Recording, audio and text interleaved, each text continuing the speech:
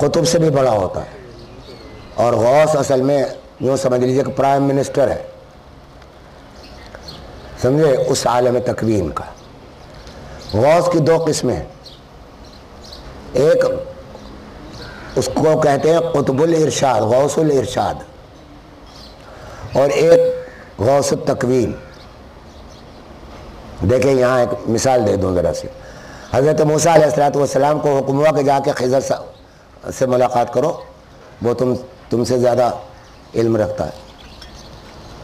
حضرت خضر نے کیا کیا واقعات دکھلائے جو قرآن میں موجود ہے, سب کو معلوم. وہاں سب سے پہلا کام کیا, انہوں نے کشتی کے اندر کشتی توڑ دی.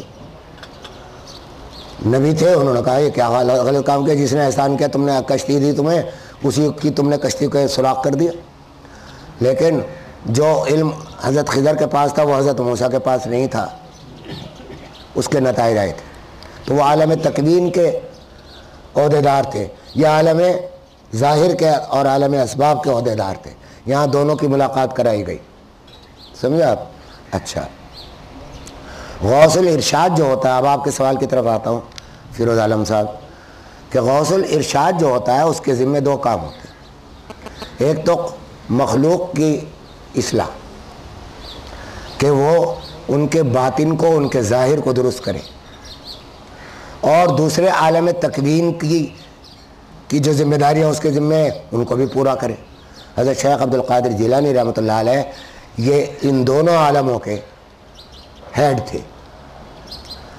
تو اولیاء اللہ جو ان کے زمانے, اب یہ اس میں اختلاف ہے کہ وہ یہ جو کہا کہ میرا پاؤں تمام اولیاء اللہ کی گردن پر ہے, یہ اپنے زمانے کے اولیاء کے لیے کہا یا یہ کہ سارے اولیاء کے لیے کہا جو پورے عالم میں موجود تھے اس وقت, اس میں تو اختلاف ہے. گردن پر پاؤں ہونے کا مطلب یہ ہے کہ یہ سب میرے حکم کے تابع ہیں, میرے حکم کے خلاف ان میں سے کسی کی اللہ تعالیٰ نے یہ عہدہ دے رکھا ہے. وزیر اعظم کے حکم کے خلاف, سمجھے, کوئی وزیر کام نہیں کرتا تو وہ پرائم منسٹر ہیں, ان کے حکم کے خلاف کوئی ولی کام نہیں کرے گا. گردن پر پاؤں ہونے کا مطلب یہ ہے کہ یہ میرے مطیع اور فرما بردار ہے, یہ اس کا اصل مطلب. اچھا, دوسرا یہ ہے کہ یہ توفیق کھوکر صاحب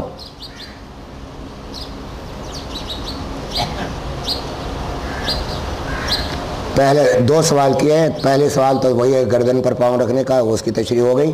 نمبر 2 سوال ہے کہ کیا سماجی اعتبار سے قریبی عزیزوں کے گھر گیاریوں, سویم وغیرہ وغیرہ میں شرکت کی جا سکتی ہے یا نہیں. یہ ایک نازک مسئلہ ہے. دیکھیں ایک بات تو ذہن میں رکھیے کہ حضور صلی اللہ علیہ وسلم نے حدیث میں یہ فرمایا کہ سوگ 3 دن کا ہے, 3 دن سے زیادہ سوگ نہیں.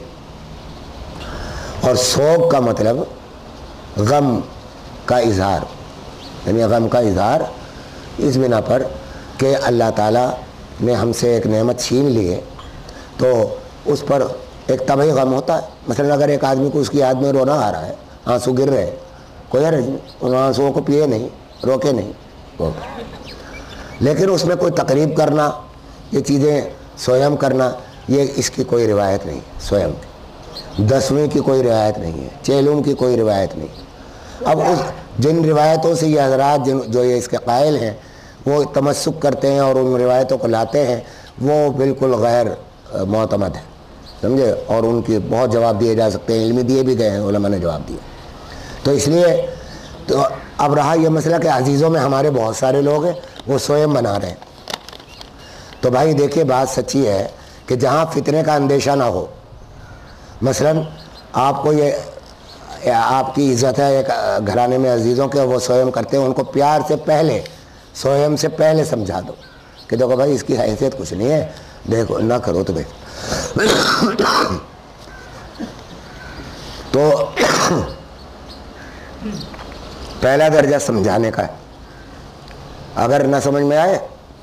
دوسرا درجہ یہ ہے کہ بھائی برا نہ ماننا, میں اس میں شریک نہیں ہو سکوں گا. دوسرا درجہ یہ ہے, لیکن طریقے سے, لڑائی جھگڑا نہیں. لیکن اگر یہ فتنہ ہو کہ اگر میں شریک نہ ہوا تو میرا بائیکاٹ کر دیں گے لوگ, اور یہ تمام اعزاء ملنا جلنا چھوڑ دیں گے، ریلیشن کے اوپر ہوگا، تو یہ ایک فتنہ ہے۔ فتنہ سے بچنا جو ہے یہ زیادہ ضروری ہے، سمجھے آپ؟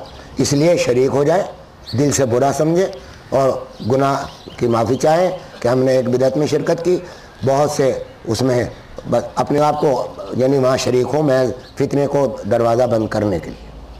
تو اس لیے یہی حال سوئم وغیرہ کا ہے۔ یہ اس کا جواب ہو گیا۔ اب ایک اور سوال ہے کہ 11ویں کے بارے میں آپ نے بتایا وہ کنڈے کی نظر ہو گیا، وہ کنڈے کی نظر نیاز میں ہوتا ہے 11ویں جو وہ سب تو کنڈے، اب وہ سب کیا یعنی میرا خیال ہے وہ منت ماننے وغیرہ کا مسئلہ۔ 11ویں حضرت عبد القادر کے یوم وفات کی نسبت عرس ہوتا ہے، یہ محمد خالد صاحب کا سوال ہے۔ یوم وفات کی نسبت عرس ہوتا ہے اور تیاری کی جاتی ہے۔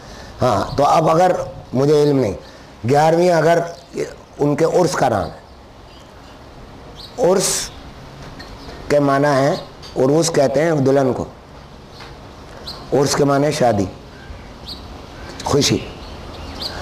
تو اگر ان کی وفات کا دن ہے وہ تو اس پر خوشی بنانے کا کیا تو کیا، میری سمجھ میں نہیں آئی بات، سمجھا آپ؟ تو اور وہ تو غم کا دن ہونا چاہیے تھا۔ اب اگر عرس اس لیے منایا جاتا ہے کہ ان کو کچھ ثواب پہنچایا جائے اس دن، کچھ قرآن پڑھ کے، کچھ نیکیاں کر کے یا کچھ صدقے کر کے، تو یہ بے شک ایک اچھا عمل ہوتا، بشرطے کہ اس میں منکرات نہ ہوتے اور اس کو 40ویں دن یا اس کی برسی کے دن باقاعدہ خاص کر کے نہ منایا جاتا۔ تو اس واسطے یہ عرس کی جو تقریبات ہیں کسی زمانے میں بالکل منکرات سے خالی تھی، تو ہمارے بزرگ بھی کبھی شریک ہو جایا کرتے تھے، سمجھا آپ؟ کیونکہ اس میں یہ تھا کہ بھائی اس بہانے سے چلو ان کے مزار پہ حاضری بھی ہو جائے گی، ہو جائے۔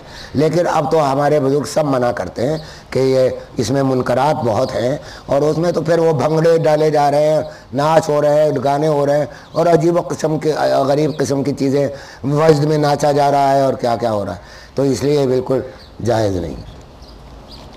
اور